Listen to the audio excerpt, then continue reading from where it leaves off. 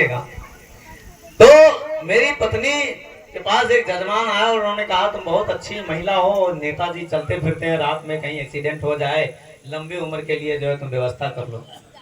तो लंबी उम्र की व्यवस्था क्या है? तो उन्होंने कहा दुनिया के कुछ नहीं रहते हो, कोई पूजा नहीं करते हो, लेकिन एक पूजा जरूर करो जिससे तुम्हारे पति की उम्र लंबी होती है, जिसका नाम है करवा चौथ। तो भाई पति के लिए कौन नहीं लंबी उम्र की कामना करता है? सारी पत्नियां खुश होती है, हमारी पत्नी भी खुश हो गई। और जब खुश हो गई तो वो शायद किसी ने सुना होगा, लेकिन हम सुना रहे हैं। तो होता क्या है कि मेरी पत्नी, मैं दिल्ली गया था, दिल्ली से जब वापस आया तो पत्नी ने मेरा जेब धोया, कहा कि लाओ 2000 रुपया दो। तो हमने कहा भाई किस लिए? तो कहा कि ऐसा है कि एक जजमान आए थे, तो पहले दो तो बताएंगे। तो हमने कहा नहीं पहले बताओ तब बताएंगे, देंगे। तो कहा नहीं पहले पैसवा दो। तो हमने पैसवा दिया। तो कहा क्यों भाई, क्यों पैसा मांग रही हो? तो उन्होंने कहा एक जजमान आए थे, उन्होंने कहा था दुनिया को कोई व्रत रहो या ना रहो, लेकिन करवा चौथ का व्रत जरूर। तो हमने कहा कि क्यों? तो उन्होंने कहा कि ऐसा है इसलिए क्योंकि इससे पति की उम्र लंबी होती है मेरे व्रत रहने से। हे मेरे भाइयों, तो मैंने अपनी पत्नी से 2000 रुपया छीन ला। हमने कहा तुमको व्रत नहीं रहना है, और जजमान से जाओ पूछ के आओ कि कोई ऐसा व्रत बनाओ जिसमें पति रहे और पत्नी की लंबी उम्र। भाई कोई जरूरी। और हमने अपने पत्नी से ये भी कहा कि क्यों हमको दुख देना चाहती हो? मतलब तुम चाहती हो कि मैं दुख में रहूं? दुख में क्या, प्रकृति ने मान लीजिए हमारी उम्र और तुम्हारी उम्र 100-100 साल बनाई है, और तुम व्रत रह लोगी। मेरी उम्र 20 साल अगर बढ़ गई तो 20 साल पहले तुम मर जाओगी, तो अकेले हम चूल्हा फूंक करके क्या करेंगे?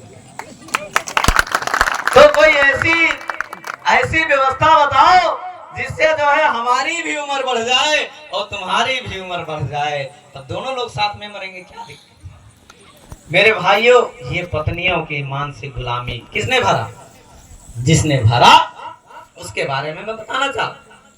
क्या करेंगे माताएं? कहेंगे हम बाबा साहब को मानेंगे, बाबा साहब को मानेंगे। बाबा साहब किसी को नहीं, बाबा साहब को मानेंगे, इसलिए हम करवा चौथ का व्रत रहेंगे, लेकिन हम गौरी को नहीं मानेंगे, बाबा साहब के सामने रहेंगे। जहां गौरी थी वहां गौरी को उठा के हटा दिया और बाबा साहब का तस्वीर वहां सामने घुसे, तथागत बुद्ध भगवान का फोटो वहां लगा दिया। अरे फोटो लगाने से तुम्हारे अंदर परिवर्तन आएगा? बताइए, फोटो लगाने से परिवर्तन आएगा? अरे कुछ परिवर्तन नहीं आने वाला। मैं बता रहा हूं कि जिसकी विचारधारा को मारना है, जिसकी बातों को खत्म करना है, उसकी माताओं और उनकी बातों को, उनके विचारधारे ऑटोमेटिक खत्म हो जाएंगे। हमारे लोग बाबा साहब डॉक्टर अम्बेडकर की तस्वीरों को पूजना प्रारंभ कर दिए, और इसीलिए बाबा साहब डॉक्टर अम्बेडकर की विचारधारा ऑटोमेटिक खत्म हो गई। ये दुख की बात है। तालियां बजाने की जरूरत नहीं।